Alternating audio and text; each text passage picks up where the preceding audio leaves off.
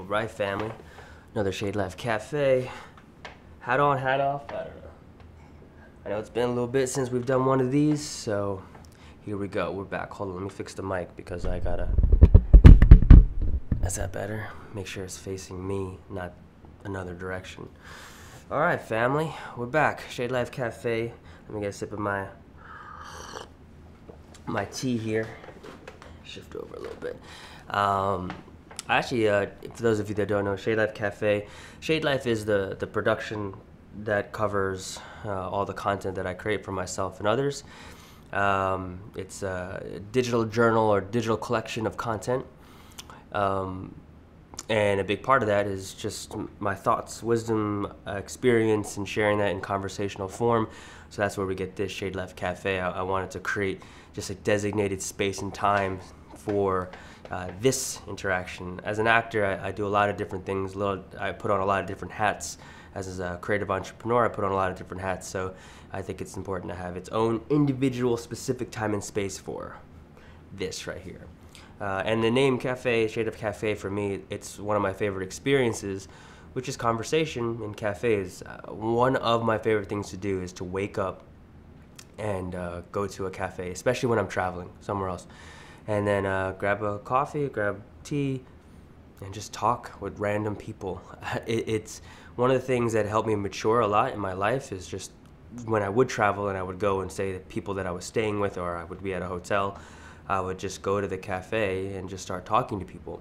And as a dancer, you did this a lot when you were younger, especially if you're traveling competitively. So it became something that I really enjoyed, which is just having conversations with people at a cafe. And I feel like you really gain your wisdom in those moments, which is over a nice cup of coffee or some tea. All right, so in this episode, I want to talk about something that I've been going through, and this is probably why I haven't really created something for this in a while. I've been having like just some identity issues, honestly. If I can be as honest and vulnerable, as an adopted individual, identity is something I struggled with for my entire life, from the concept of adoption. Why me? Why not me? You also go with growing up with things that are detached from you, and then those things that nurture you become a part of you, even if you're not part of like nature, like where you're from biologically. So you just go through a lot of weird mental things of identity. Who am I? What am I? What am I doing? Also for me, I grew up in an area where there really wasn't a lot of Asians. Luckily, my parents involved me with as much Asian individuals around as they could. As I feel, I grew up in the east area of Long Island, New York, in Ronkonkoma. Lake Ronkonkoma, because I think later on they split it and became Ronkonkoma and Lake Ronkonkoma. But my old area code was 631. We don't talk like that there. I don't know why I did that at all. You know how you know someone's from Long Island?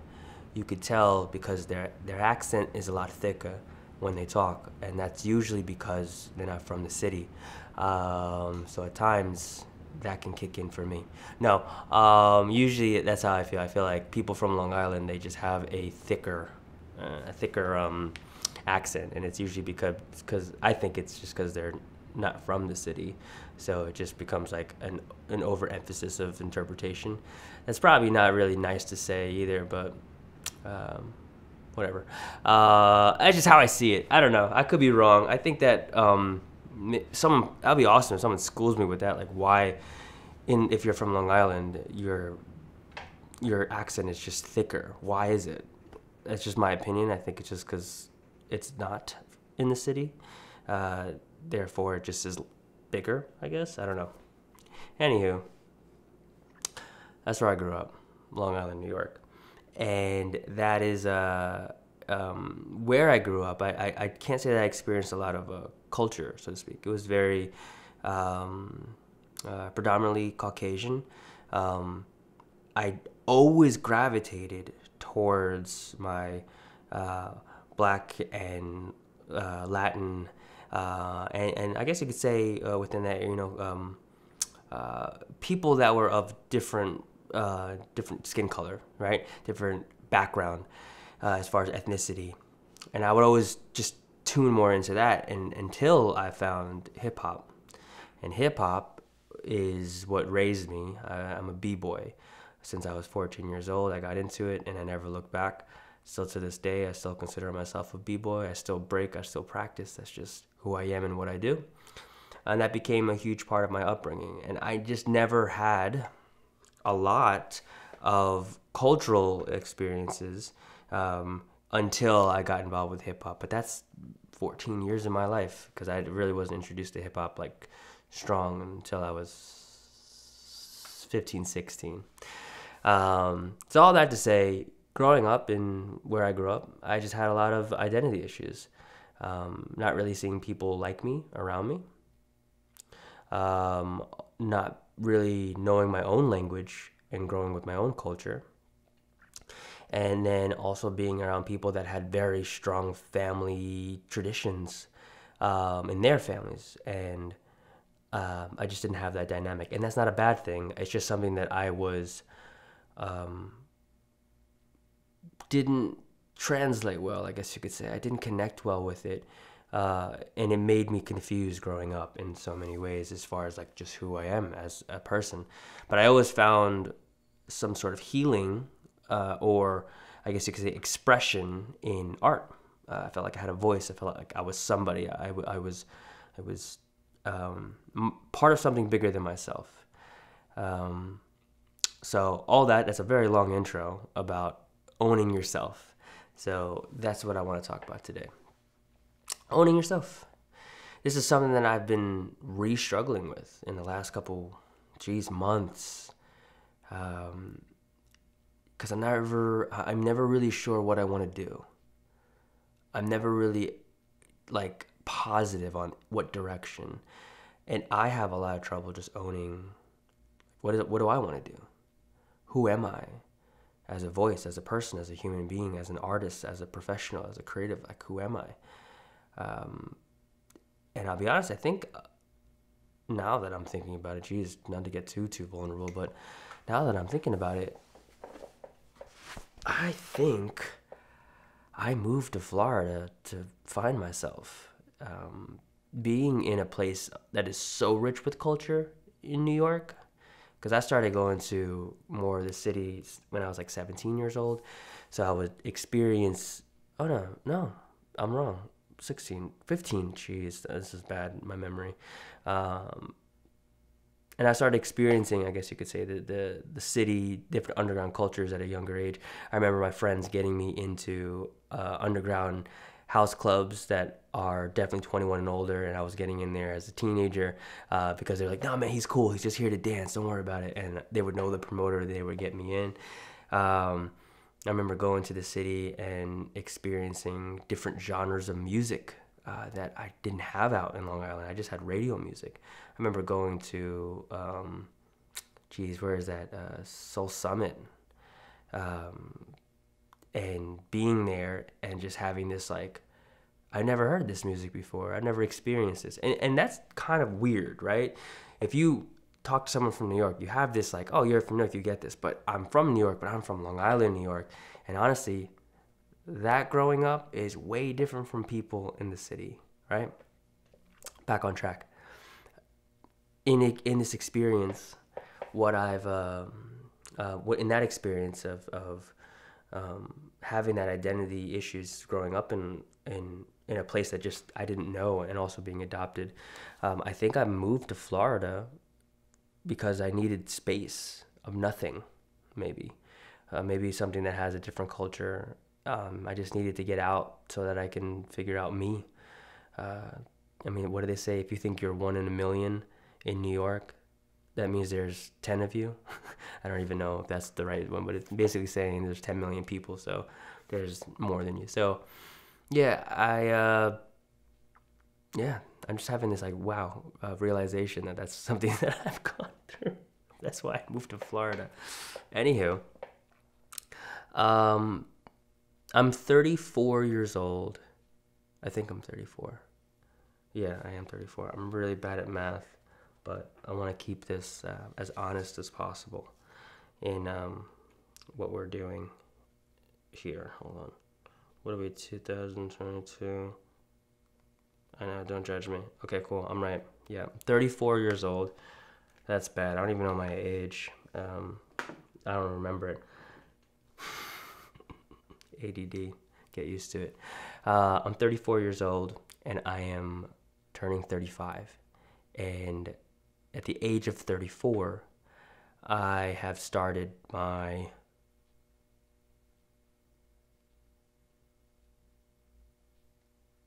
fourth, maybe fifth creative career since working professionally in the field of creativity.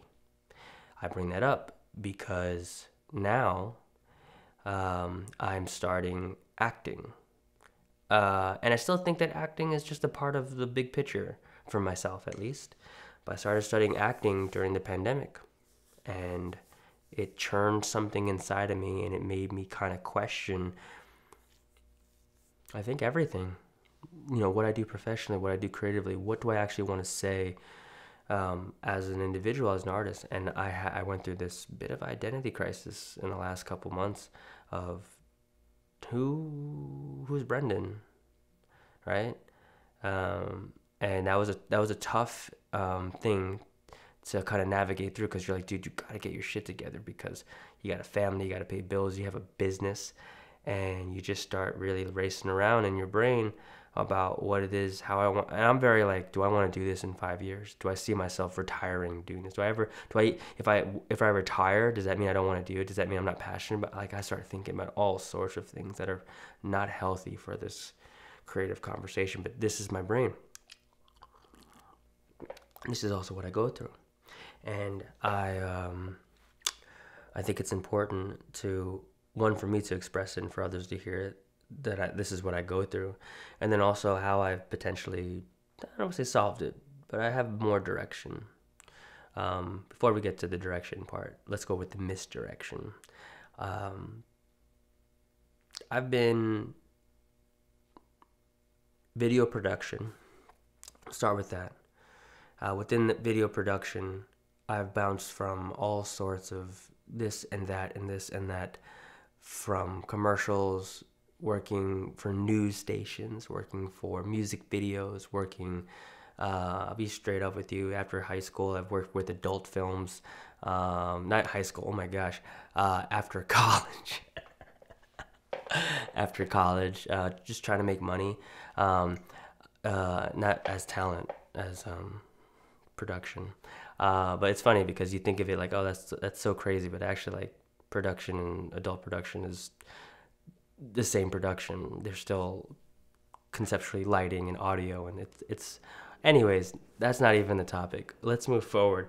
But I've done so much in video production, weddings, and now there's a blurred line whether weddings are even video production or cinematography, because it's like bringing lightings and audio, and you're doing cinematic shots in month. I don't know, it's a lot. All that to say, I've done a lot in video. Now, from video, as I was in my career in video production, I was working steady at a job for a while in marketing as far as video production, and I discovered my love for DJing through my injury of a car accident, because I couldn't dance anymore. And so I just got serious with DJing, because why not, right? I had to keep moving somewhere, and I still wouldn't consider dance so to speak. I wouldn't consider it something that is a career. I never actually chased dance as a career, honestly. But within my journey now as a DJing, at that point in my life, I started doing everything: clubs, weddings, not adult projects, clubs. Let's see, weddings. I've done, community events, which is probably one of my favorite ones. I've done private parties.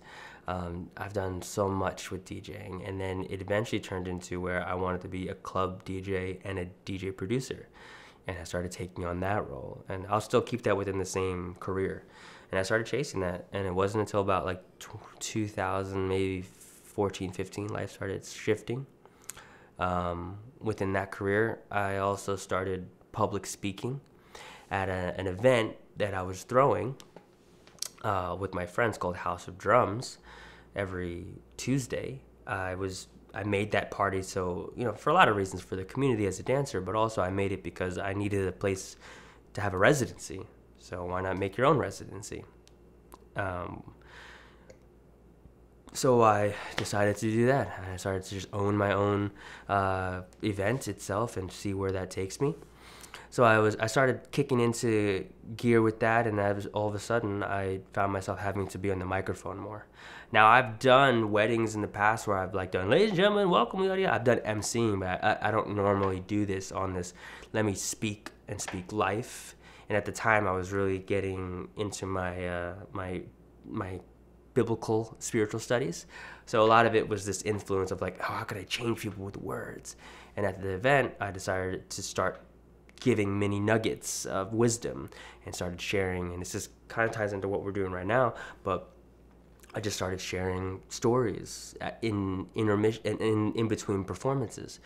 And I started growing this kind of love to hold a mic and have this power, I guess you could say, of being the master of ceremony, MC, being an individual that can move the audience wherever you need them. And it just became something that I was so involved in. But then the craft of speaking, the craft of the sermons, as they would say, just started getting me so inspired as I started experiencing more people on the microphone. So as in DJing, what had happened is that I went to a club and I had to do this gig, and I had this really spiritual experience. The song that I was playing was Lost for Words. And I started DJing, and I was in it, and I actually didn't want to be there when I got there.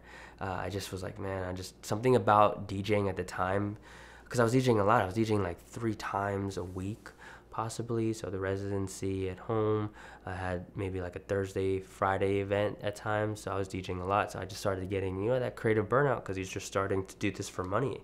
So this, was a career at the time. So I took all of that stuff, and I found out when I was at the event, I was emotionally how do you put it, broken in things that I've gone through, and I just never actually have had the time, the chance, the effort, the knowledge on how to express myself. So I had this moment where I was like, man, I here I am, and I'm going to spin this song, and the song is called Lost for Words. And I realized in this moment that I never really had the ability to express myself with words. It's only been through mediums of art, dance, music, right? I've never actually expressed myself with words. And this song that I'm DJing is called Lost for Words. Oh my gosh. And I was spinning it, and I just remember getting so emotional, I started crying. And I'm DJing, and I'm spinning. Oh my gosh, I'm so into this. And it's just, oh my gosh, those moments where I don't know where this is coming from, but everything connected. It was Lost for Words, the song, and I just never actually had the words ever to express myself. And I was going through all these things, and I was like, oh my gosh, I need to speak. I need to speak more. And this became something inside of me that became, I think I should go in this direction. There's another spiritual story that I have to tell you, but another time we'll talk about it, that really solidified this direction. However, in this moment, I'm lost for words. I'm playing Lost for Words, and I start crying when I'm DJing. And then I notice, oh my gosh, the woman in front of me is crying too. And I look over at the bar, and this woman over there is crying too. And then I look on a bird's eye wide view, and I'm like, oh my gosh, everyone's emotional. We're all crying together. And it was one of the life-changing shifts of movement. And I realized that we're always searching for spirituality inside of the walls of something. And here I am having a spiritual moment of something that I cannot explain outside, in a place that you would never think it would happen, at least traditionally, right? At least at the time in my own beliefs.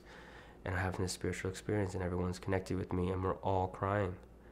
And I had this moment where I realized, oh my gosh, more of what I feel in my heart to do needs to be outside of these walls. I don't know how, but somehow, some way. So I'm feeling this, and the crowd, and the whole crowd is just crying with me. And I had this moment where I'm like, I don't know what this means, but I need to go in this direction with this feeling. And that was probably at the trail end, maybe 2014-ish, maybe around there. I'm probably getting my dates completely wrong, but I said, you know, at this event, I'm gonna grab the mic and I'm gonna start talking more. And I went that way. And there's another story that I'll tell you, a dream that I had that really solidified that whole thing, but we'll talk about that another time. So that was my shift as far as like what I could do. And then, all right, that's that. And I just started getting super passionate about it. And again, all the while, I'm just still having an identity crisis. It's like, who am I? Am I a DJ? Am I a dancer? What was I meant to do? You know, what can I put all my energy into? What do I want to get into? And still, I have a full-time job doing video all the while all of this is happening, right? Let's go to fast forward. That's talking about 3 different careers. 2019, I lose my job, and I don't know what to do with life. This is before the pandemic, but 2018, my son was just born, and I was scared as shit, and I didn't know what I'd do. So instead of doing the smart thing, like going to get another job, I decided to take my severance and start my own company. And I talked to my wife, and we said, let's go for it, let's do it. And we did it. And we started our own creative company. And through the creative company, because this is all that I knew how to do, how to make money, I was still DJing, I was still, you know, on the mic, just more opportunities that had come my way through it. I did TED Talk. I was able to speak at a local church where I'm on the same wavelength as far as beliefs or conceptual approach to spirituality. And I was ordained there. And all this stuff is still happening, right? And I lose my job, and I have to step down from church. And then I have to step away from House of Drums, the event that I started. And just life started getting really complicated, and it was really heavy. So I walked away from much stuff and put my all into this creative company, because I've known production since I was a teenager, because I studied it in high school and beyond. Went to college for it. But video production is still, while similar, different from cinematography. And I think it's important to know that, because this craft of filmmaking is an art form that takes the fundamentals of video production and makes it into creative storytelling. But it is different. And while I have an understanding of filmmaking, I don't necessarily practice it getting cut from my job. So I'm now in a different position where in my life I have to run a business, but running a business is not just video production. You're now in charge of the story of people's brands and businesses. And I had to improve very fast in the area of cinematography, and also within that studying photography, because photography is kind of the basis of how we understand cameras. A picture, and then we have motion pictures, right? Motion pictures, so it's like a flip book. You know, you just keep flipping, and the picture starts to move because it's multiple pictures of the same character in a scene, in sequence.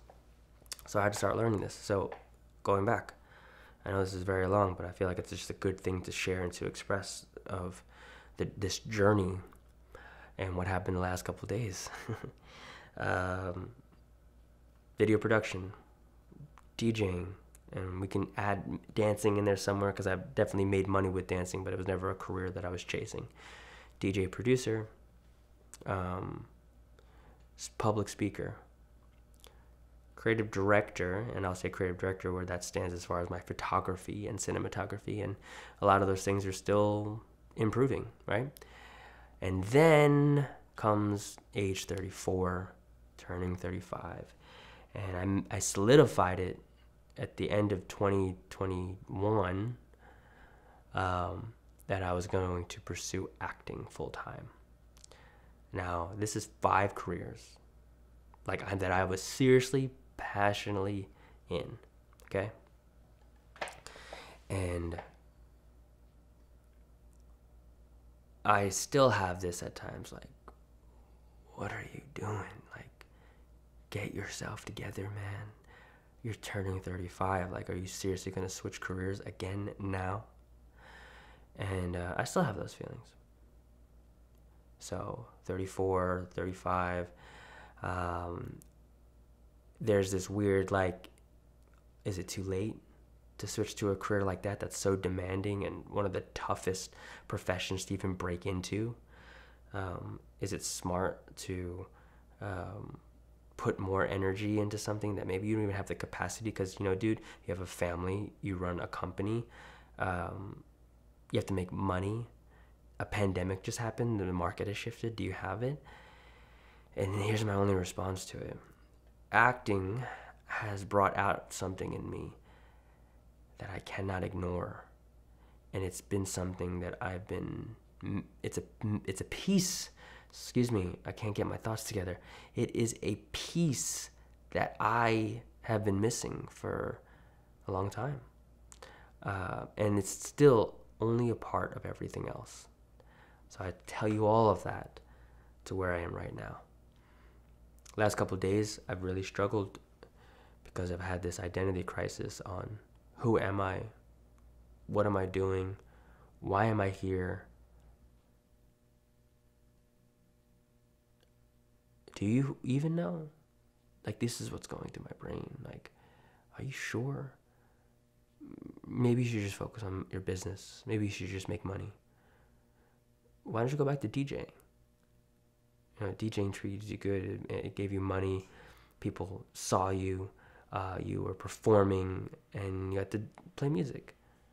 Why not train up and heal up and go back into dancing full time? Like, breaking's going to be in the Olympics soon, so why not?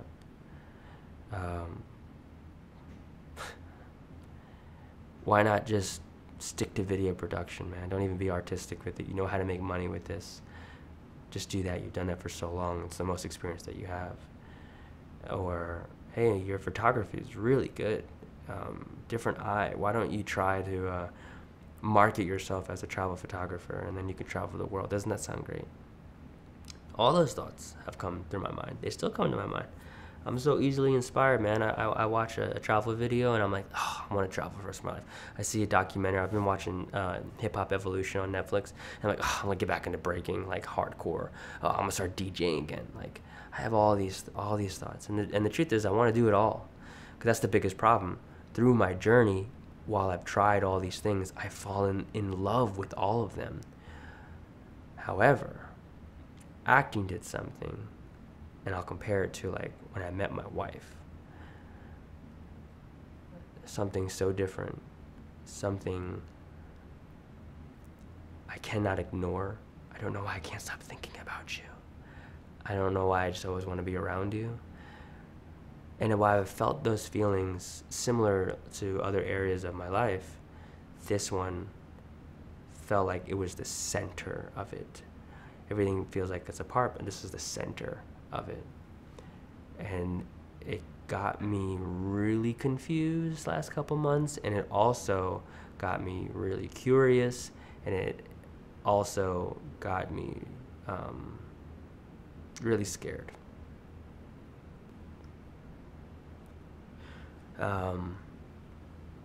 I would say that I was scared because I have a family, and I have to provide for my family, and I have a business, and you have a responsibility when you have a business, especially when you have other people involved. And I was scared, and I am scared because in pursuing this as raw and vulnerable and honest as I could be, there's a very high chance of failing. And I had to get myself to a place that acting is not going to be predicated or based on the idea of success or failure. And then I came out on the other end of that thought process that acting is just the center of it all. And the last couple of days, I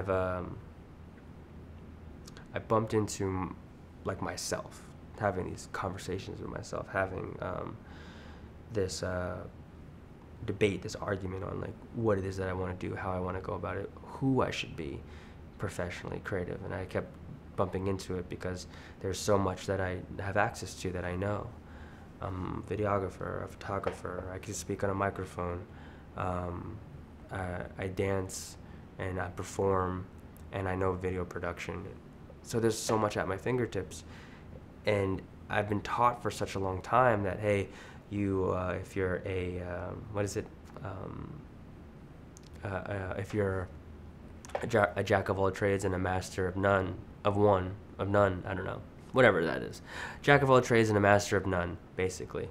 I've been told so much that that's a negative thing, and I've carried that concept with me for a long time. And you start to look down on yourself. You start to create an insecurity. You start to create this, well, man, what's the one thing that I can be good at? And now I've come on out on the other side that, like, that is small thinking. It is. When you look at some of the most successful people in the world, the most celebrated people, they didn't just do one thing. They may have been known and been famous for just one thing, but they were capable of so much, and they learned from many areas. A lot of things are inspired from other areas and brought into their life as far as art is concerned. I mean, you talk about the Renaissance men. The Renaissance men of their time, they were more than what you saw them to be. They were painters. They were singers, songwriters, composers. They were poets. They were a lot because they understood art, and they understood how art moves in and out of your life in various areas, and the inspiration of the unknown. They understood that. And even today, you look at some superstars, they're capable of so much. They get known for one area, but then that's not all they can do. While there are some people that become savants and they become like masters at one craft, and there's nothing wrong with that either. That's a beautiful thing. I envy that. I wish I had that, but I have many things going on in my life, and many things that I can't say this, not that I don't want them in my life. I'm at a point with them that I'm so deep that I don't want to walk away from them. And I want to help pass them on because they've been a part of me, and they've helped me through my life, and they've helped me grow as an individual. I've been able to make new friends through these things, and there's some constants, there's some consistent things within all these art forms, and then there's things that adapt and change, and I have to make the decision whether I'm going to adapt and change. I have learned in the last couple of days that the only way that I can truly get to the next stage of my life is if I stop trying to choose everything else and I just choose myself. If I just own me. And the truth is, I'm adopted. Own it, right? You're just not going to have the roots like other kids do. It's a tough thing to swallow, but it's real, and it's coming from a very honest place. I didn't grow up with Asian kids, Asian family, so I don't have those cultural roots. In a lot of ways, I keep my shoes on when I walk into the house. If anything, I take them off in my house now for cleanliness, but not necessarily for traditional purposes. I barely know how to use chopsticks, even though Filipinos don't really use chopsticks. I'm the worst Filipino you'll ever meet. I'm the worst Asian, and that's because I was raised American, and I've struggled with that because I was being around kids that had that, and I didn't have cultural roots. So my cultural roots became hip hop, became dance, and that's why for me, well, a lot of people, try not to get emotional about this one, but that's why for me,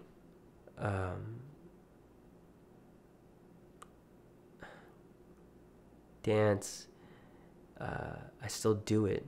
I'm still involved in it because it's a part of my history. It's a part of how I grew up. It's the culture that accepted me when I never felt accepted in other areas. In sports, I was too short. If I wanted to get into certain things, I wasn't the pretty boy. I was a nerd. I was very interested in things, very passionately interested in things. I wasn't the jock. I just wasn't. I became known and popular in school, so to speak, because popular is the wrong word. Known or liked. I don't know. Because I could dance, and that became my identity for a long time.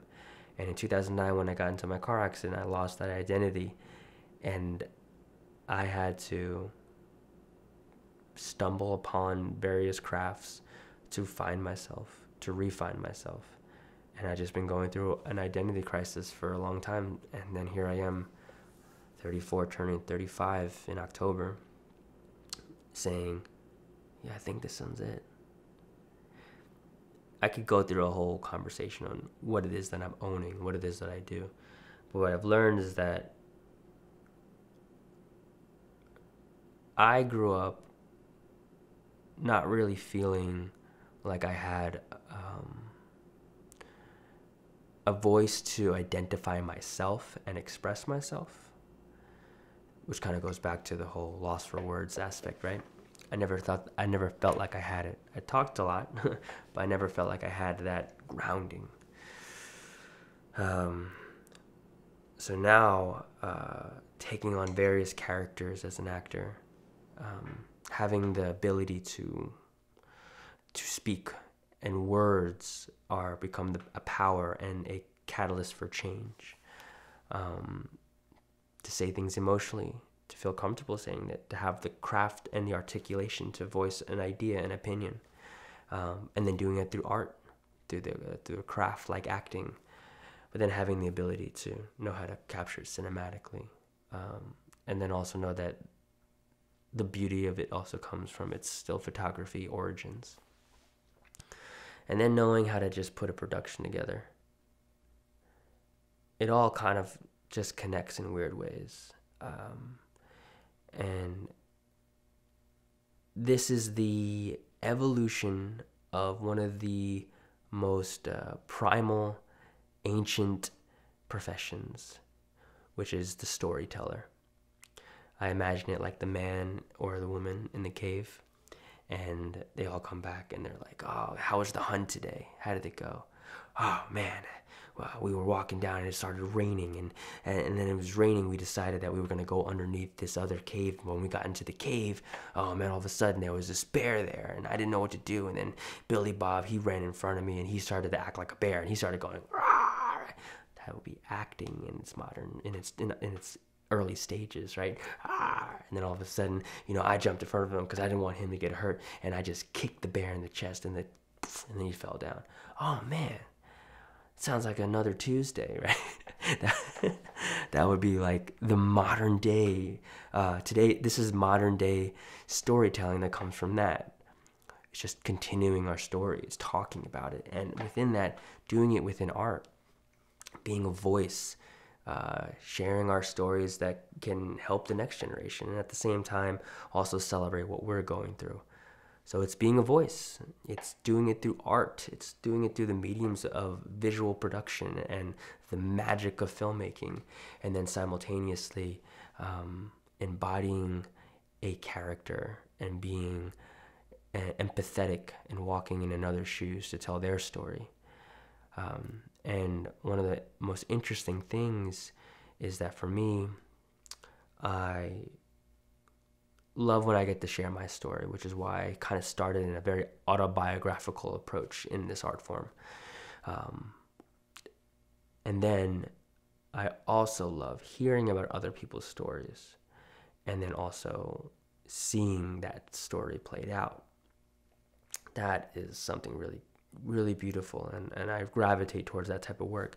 And one of my first projects that I booked through the agency that represents me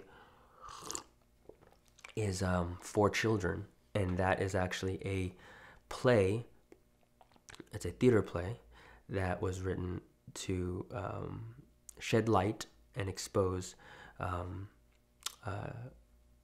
genocide throughout the ages. And it's these 4 individuals that have actual journals that they wrote, and we are reading and acting from these excerpts of their journals.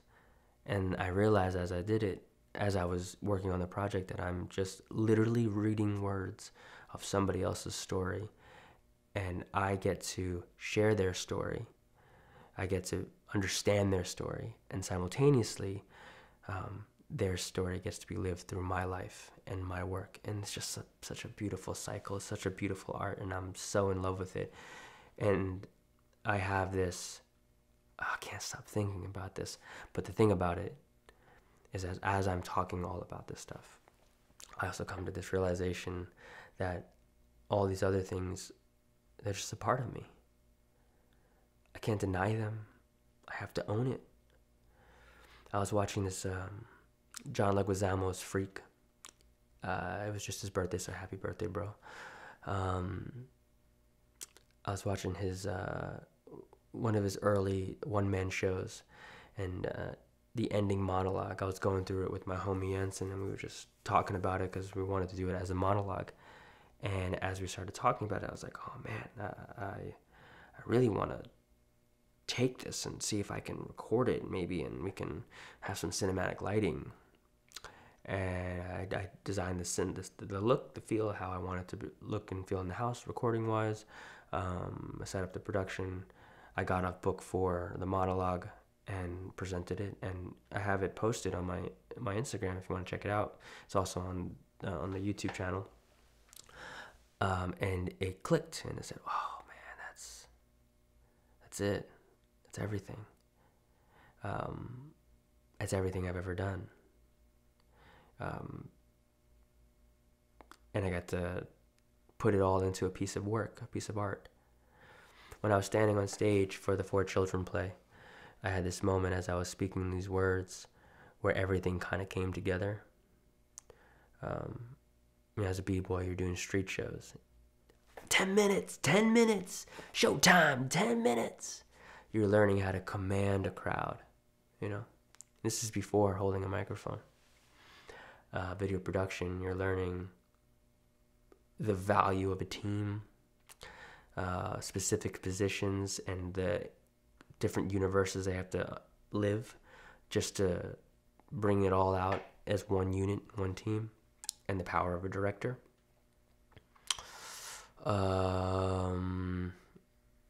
Photography, knowing a frame, how a frame can tell a story, and also sometimes it's the little details in a frame that really tell the story.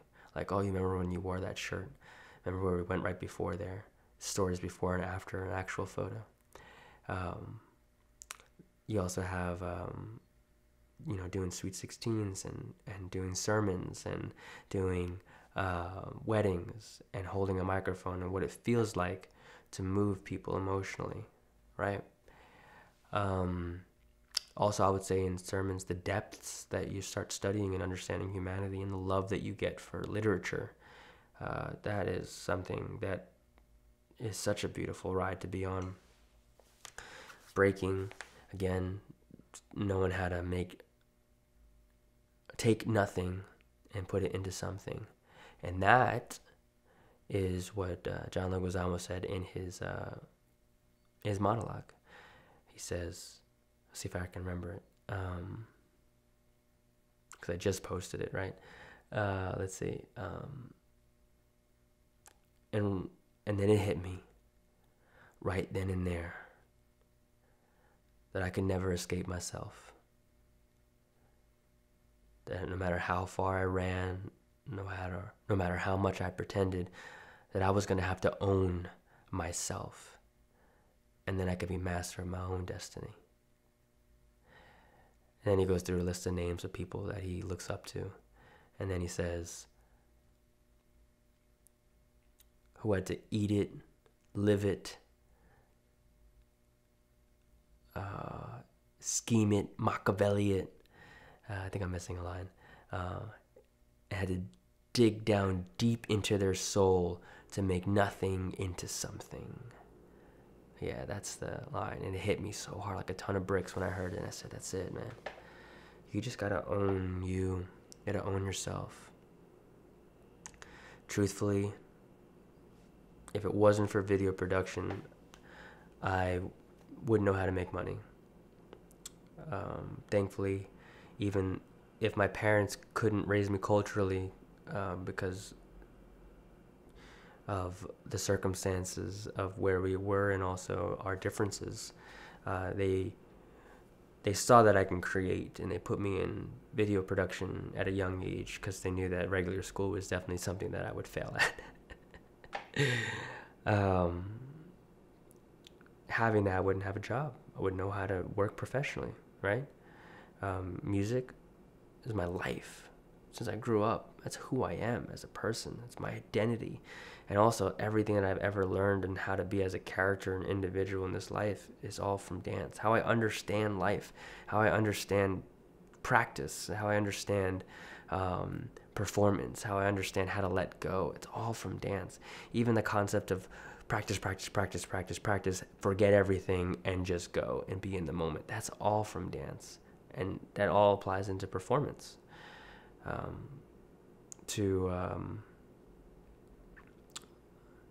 Knowing the craft of speaking enough that you understand the power of a pause. I just did it there, I think. All these things, I'm on the stage and I have this realization. Everything I've ever done all makes sense right here.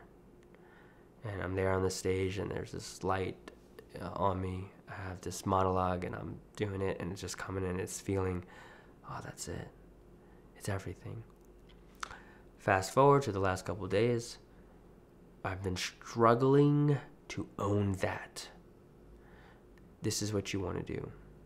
You want to tell stories? Tell stories. You want to talk about the depths of life? Let's talk about the depths of life. And you want to do it artistically in art? Let's do it. It all matters. It's all part of it. Own it. Because the sooner, and I'm saying this to myself, but I'm saying it to you, the sooner that you accept yourself, you become free.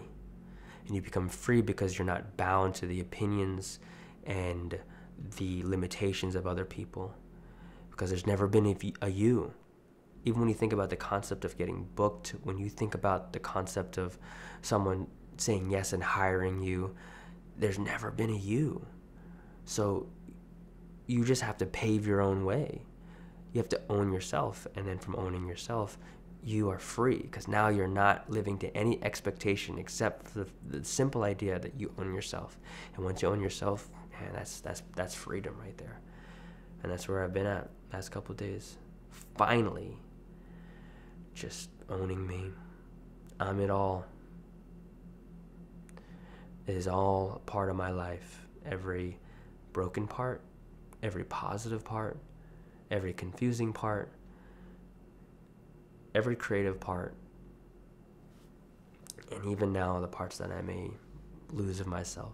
It's all a part of me. And if you can get to that place where you can own yourself in your journey, man,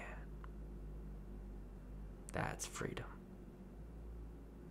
Because you no longer have to work for love. You can work at a place from love. And now you are